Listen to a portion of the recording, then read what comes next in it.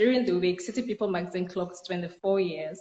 Dr. SEYE will be telling us everything that has made City People Magazine consistent and relevant for the past 24 years. Thank you so much. Good evening, Okshay. Good evening, Helen. How are you?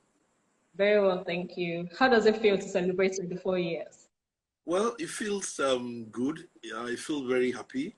It's not easy sustaining a brand in Nigeria for 24 years, but we've been able to do that through the grace of God, and I mean, we're still counting, and it makes it a lot more interesting. Oh, great, fantastic. How did City People become a market leader in Nigeria? I mean, there's hardly anybody that doesn't buy City People magazine during the week. How have you been able to become a market leader for the past 24 years? Well, I guess it had to do with our consistency in the market, the fact that we were able to correctly read the mood and to know what people want. When we started off, it was more like a society platform that provided information, gist, and stories about celebrities. And the mission statement was so apt. It was just basically mirroring the lifestyles of celebrities. And that caught on with our celebrities at that time. And we kept moving on. We kept re-engineering the brand, and we kept adding new things. We kept making it come alive. And of course, that has been the story of City People. Great. So why did you make it about people? Why didn't you pick another niche at the time you wanted to start? Why did you make it about people? Well, I've always believed that I've always been what do you call it now? I've always been fascinated by the stories of people. I've always been reading up about celebrities, about what makes them tick, what makes them successful, what has made those who failed, and what are the lessons. And when I was in school, I really liked biographies and autobiographies. I read up on a lot of autobiographies and biographies, and that in a way gingered me and made me love people-oriented stories and all of that. So I've always been a people person. I've always wanted to know more about successful people, and even those who failed. I wanted to know what made them fail. So that got me into those in the city, people of the city.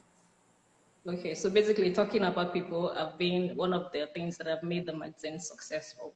Yes. Stories of, we always identify those who are making waves at any point in time, and we go for their stories and we tell the stories. And of course, we also found that a lot of readers want to know about our celebrities. They want to know what makes them succeed or not succeed. And I mean, we were able to spot on, we were able to identify what people wanted, and we gave it to them. Great.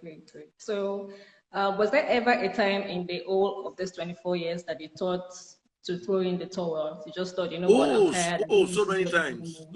Several times. I can't even count, because of course it's a very tough terrain.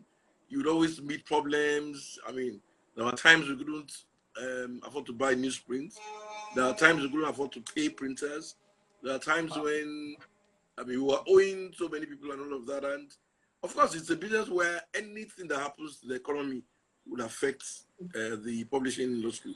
So if there's a recession like we are going through now, definitely it will, I mean, reduce the leadership. It would make people, because people will be going for other things. I mean, look at the COVID-19 example.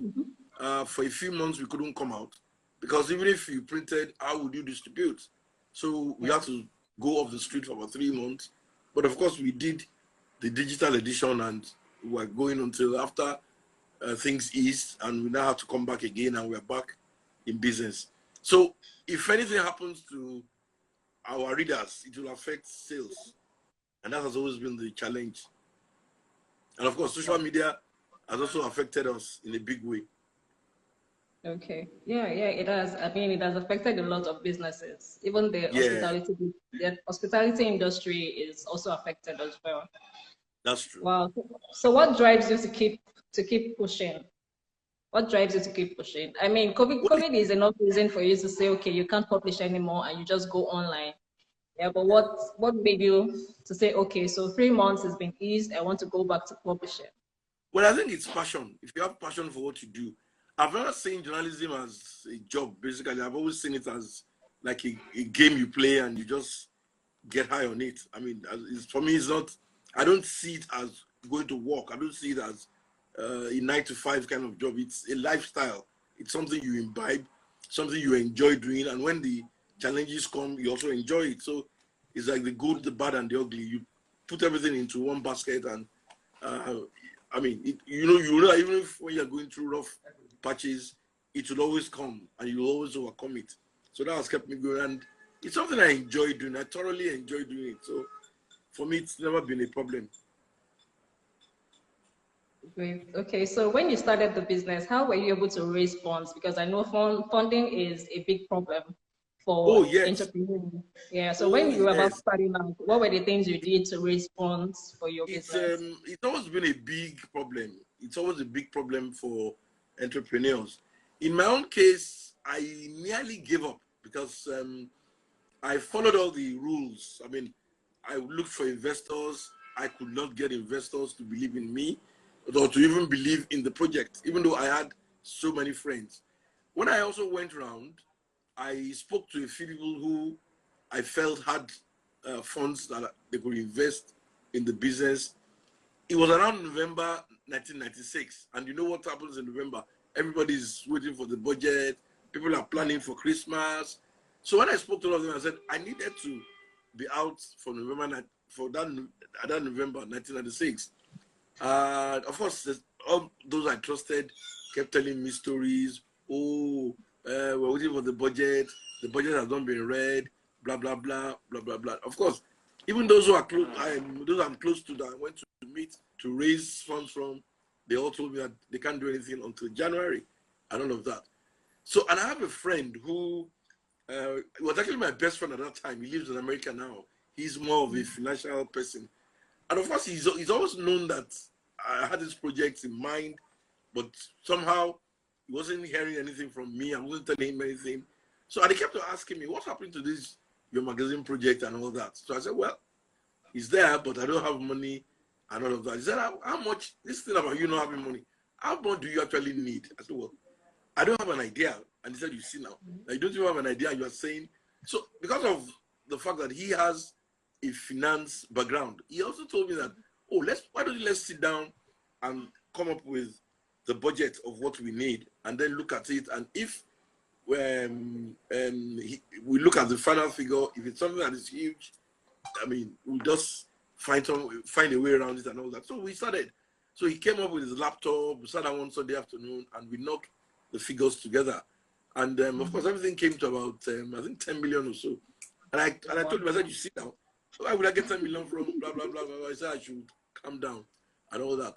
So it was now the one that taught me that, okay, even if what you need is 10 million, you don't actually need that 10 million to start off the business.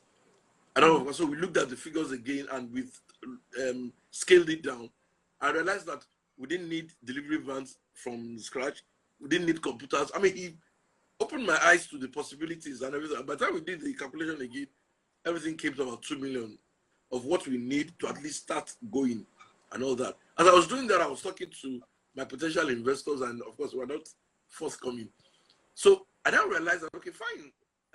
To raise money, I had a car I wanted to sell at that time. No, I had 2 cars that I wanted to sell at that time. Those 2 cars I bought off auction. A bank was doing an auction, so I bought it. I didn't really need it. I just thought, okay, let me buy it, because everybody was saying, oh, if you buy it and you refurbish it, you can sell at a higher. So I bought it there and I kept it. So I had that, and I had my mom's Volkswagen Beetle car at that time, and I felt, I mean, if I sell the two, I could raise some funds to do the business, and that was how I started off. I sold the 2 cars, and I plowed the money into the business, and of course, we started off very, very, very small, very, very, very small. Of course, they didn't have enough resources to even pay staff salary and all that. But what I did was, before I knew what was happening, what had gone around that I was going to put up a magazine and all that. So people started applying. Some people from the industry kept calling me, oh, they're interested, they want to join me, blah, blah, blah. Before I knew what was happening, we had a team in place. And I called the team. I said, well, let me tell you the truth. The truth is that all I have is enough to pay staff salaries for 2-3 months. After the third month, if we cannot stay afloat and all of that, we would all go back home, and that would be the end of that experiment. So, of course, when they saw that I was being sincere with them and everything, everybody went into the business full, knowing that it was what, and surprisingly, we were able to break even, and from there, we started adding to it, and that was how we started. So, at the end of the day, I did not have to depend on any investor, because investors were not coming with resources. So I learned a lot of lessons. I mean, it's more like a business 101 kind of thing, that you should not depend on investors. They will fail you. Many of them didn't actually believe in the dream. When I told them what I had, a lot of them said, oh, this won't work and all that. And they started delaying. After a while, they stopped picking my calls and all of that. And I knew that I was on my own and all that. And then when that happened, I knew that I had to look for every opportunity at my disposal to make sure that this, because it was like, for me, it was like a message from God that this was the time for me to start that business. I mean, the idea of selling people came to me when I was in school. I was in my undergraduate years and all that. I knew that I had this idea, and I put it down on paper that I was going to set up this magazine at some point. What I didn't know was at what point that was going to come, but I knew that I had it written down and all that. And of course, when I wrote it down at that time, this is my best friend. We were in school together. He was aware of it. So he kept on reminding me, oh, what's happening to your idea? What's happening to your idea? And he kept making the dream to stay aglow and all of that until when I was able to start off in November 1996. And that has been the story. Great. So basically, you need to have friends who believe in your dream, people who would support you. Of course, you need to. You need to. Have the right But again, the lesson is also that if you depend on them, they might just not help you. So you have to be creative. What can you do? Scale down your business proposal. Oh, don't come up with a proposal that will say, oh, you need 50 million, when indeed what you need to start off will probably be 2 million. And then look at everything around you. Surprisingly, there'll be things around you that you can turn into thing of value that will help your business. Some people are looking for shops when indeed their garage is free. Some people are looking for shops when indeed where they live, they can transact their business right there in their house. Some people, I mean, it took COVID for many of us to learn that we could actually work from home. I don't know that everybody, I mean, the whole idea then was, if you want to set up a business, you have to go and get an office somewhere and all that. And all of that makes the capital you need to increase. But if you can start from home. Some people, all they need is just their mobile phone to do the business, and their laptop and all of that. So for you to succeed as an entrepreneur, you have to be very creative, and you have to look around you. What you probably need is around you there. If you don't look well, you will not see it. That's right. Wow, great, fantastic. Okay, so another thing that I know about you is that you're well known among a lot of celebrities and among a lot of politicians. Okay. And I believe that for you to be successful in a business, in whatever business that it is that you do, you need to have good relationships with people. Now, how have you been able to nurture the relationship that you had from 1996 up until this moment? What are the things that you do? What were the things that you did to have a good relationship with people? Because a lot of people are not, some people don't know how to water relationships. You know, so give us the guidelines of some of the things we need to do. I've always been, people say that, a lot of people say that I'm humble, I'm this, I'm that. That has always been me.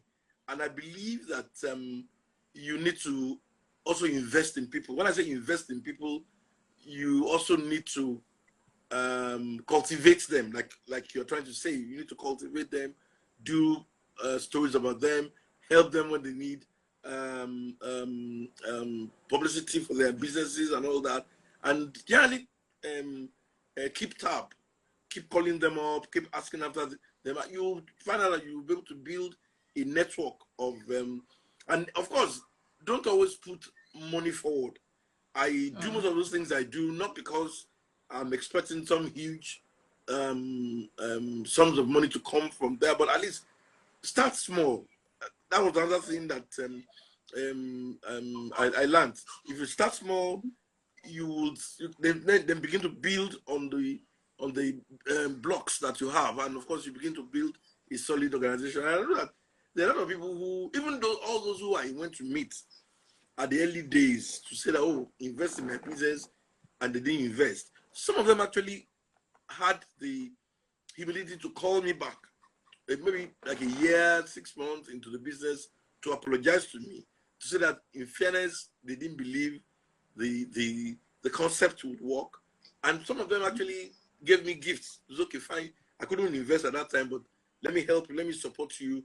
And all those supports came at a time when we needed funds to continue to go and all that, because publishing is a very, very expensive business. You need to keep pouring money into it.